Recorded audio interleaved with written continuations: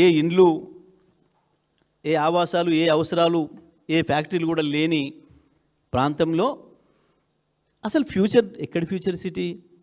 ఈయన ఫ్యూచర్ ఏందో ఆయనకే తెలియదు. రేపు ఉంటాడా ఎల్లుండి బీక్తాడా తెలియదు. ఆడ సిటీ లేదు. లేని ఫ్యూచర్ సిటీ నుంచి కట్టని అమరావతికి కూడా గ్రీన్ఫీల్డ్ హైవే అట, మళ్ళీ దాని పక్కన ఇంకో రైలు అంట. మరి ఒక దాంట్లో గురువు గారు, ఒక దాంట్లో శిష్యుడు ఎక్కుతాడా? మరి పోయేటప్పుడు రైల్లో పోయి వచ్చేటప్పుడు రోడ్లో వస్తారా ఇద్దరు గురు శిష్యులు హైదరాబాద్ అమరావతికి ట్రిపుల్ వేయడానికి? దేని కొరకు? ఏంది ఇదంతా కూడా? ఇవన్నీ ఏం తెలియజేస్తూ ఉన్నాయి? కేవలం రియల్ ఎస్టేట్ దందా కొరకు తను, తన తాబేదారులు, తన బంధుమిత్రులు కొన్న వేలాది ఎకరాలకు ఏదో ధరలు పెంచుకోవడానికి, డబ్బులు సంపాదించుకోవడానికి ఉపయోగపడతాయన్న ఒక దుర్మార్గమైన ఆలోచన తప్ప ఎక్కడ కూడా ప్రజల కోణం లేదు, ప్రజల అవసరాలు లేవు, దీంట్లో ప్రజల డిమాండ్ లేదు. ఇవాళ హైదరాబాదులో ఆనాడున్న ప్రభుత్వం కేసీఆర్ గారు, కేటీఆర్ గారు మున్సిపల్ శాఖ మంత్రిగా ఉండి వేసిపోయిన రోడ్డు తప్ప ఎక్కడ తట్టెడు మట్టి పోసింది లేదు. దారుణంగా ఉంది వాళ్ళ రోడ్ల పరిస్థితి. గ్రామీణ ప్రాంతాల్లో ఇంకా దుర్మార్గంగా ఉంది. గతంలో 2014కు ముందు మేము ఎక్కడ పోవాలన్నా తెలంగాణ రూరల్ ప్రాంతంలో 20 కిలోమీటర్లు ప్రయాణం చేయాలంటే గంట సమయం పట్టేది.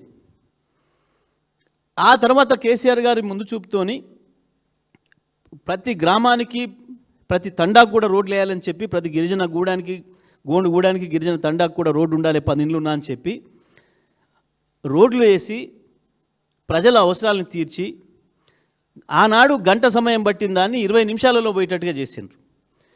కానీ వాళ్ళ 2 ఏళ్లలోనే మళ్ళీ గంట సమయం పట్టే పరిస్థితి వచ్చింది. వాళ్ళ ఒక ఊరి నుంచి ఇంకొకరికి పోవాలంటే తెలంగాణ మొత్తంలో కూడా ఎక్కడికి పోయినా సరే. గక్కడ తట్టెడు మట్టిపోయలేదు. హైదరాబాద్ సిటీలో ఎక్కడ కూడా ఒక తాపి పట్టుకొని ఇంతంత సీసీ రోడ్ వేసింది లేదు, ఇంతంత బీటీ రోడ్ వేసింది లేదు. కానీ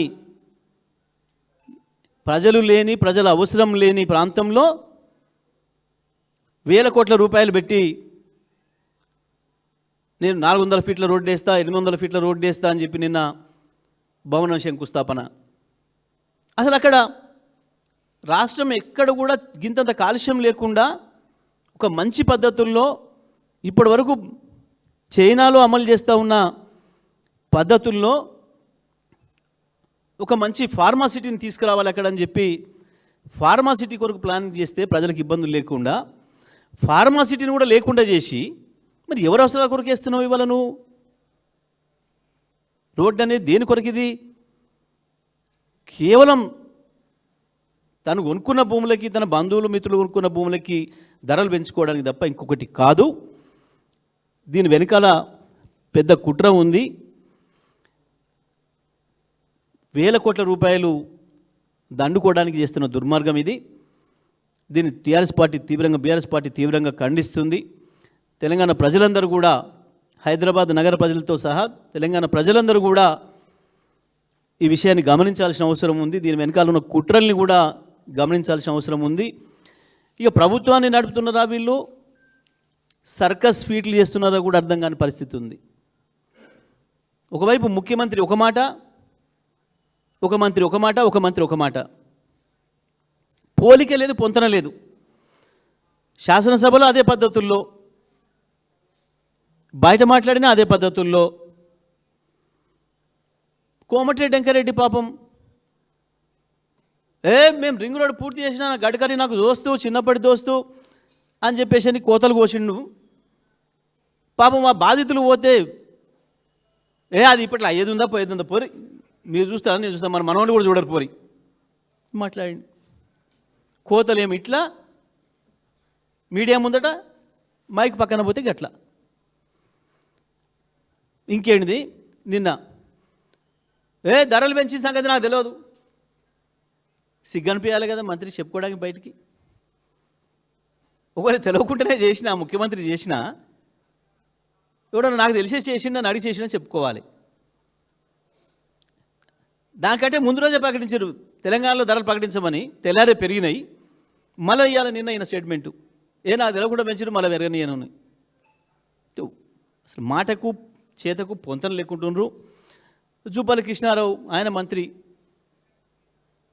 బ్రాండ్లు ఎందుకు మార్చిర్రు, నాకు తెలవకుండా మార్చిర్రు. లిక్కర్ బ్రాండ్లు నాకు తెలవకుండా మార్చిండ్రు, నోటిఫికేషన్లు నాకు తెలవకుండా ఇచ్చిండ్రు. తమిళహేట్ కాడి నుంచి వెళ్ళి ప్రాణహిత వచ్చి ఇక్కడ కలిసేటప్పటికి నీళ్ళే కొత్తగా చేరవు. ఎక్కడెక్కడికి వస్తాయో చెప్పుర్రి. అసలు అది ఎక్కడుందో తెలియదు మేడిగడ్డ, అయినా మాట్లాడేస్తారు. ఈ ఎమ్మెల్యేల సర్కోసులు ఫీట్లు ఇంకా గమ్మత్తుగా ఉంటాయి.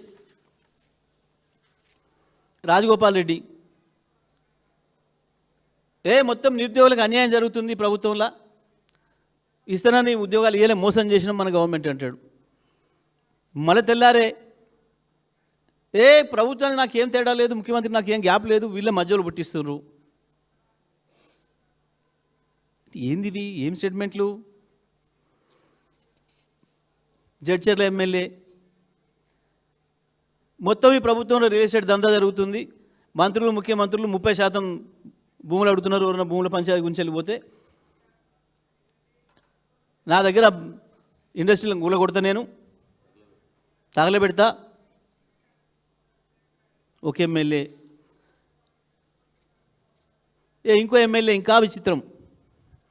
నా నియోజకవర్గంలో వరదలు వచ్చినాయి, ముఖ్యమంత్రి రాష్ట్ర ప్రభుత్వం పట్టించుకోవట్లే, 100 కోట్లు మాకు అప్పేయండి అని ప్రపంచ బ్యాంకు ఉత్తరం రాసిండు.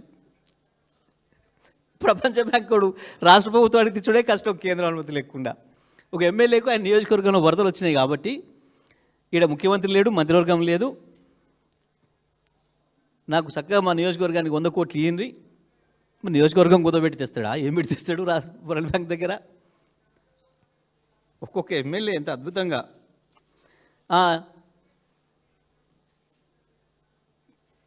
పాపం చెప్పదండి ఎమ్మెల్యే ఏంది, అసలు రిజర్వేషన్ ప్రక్రియ తప్పుంది, ఏకంగా చీఫ్ సెక్రటరీకి లెటర్ రాసిండు.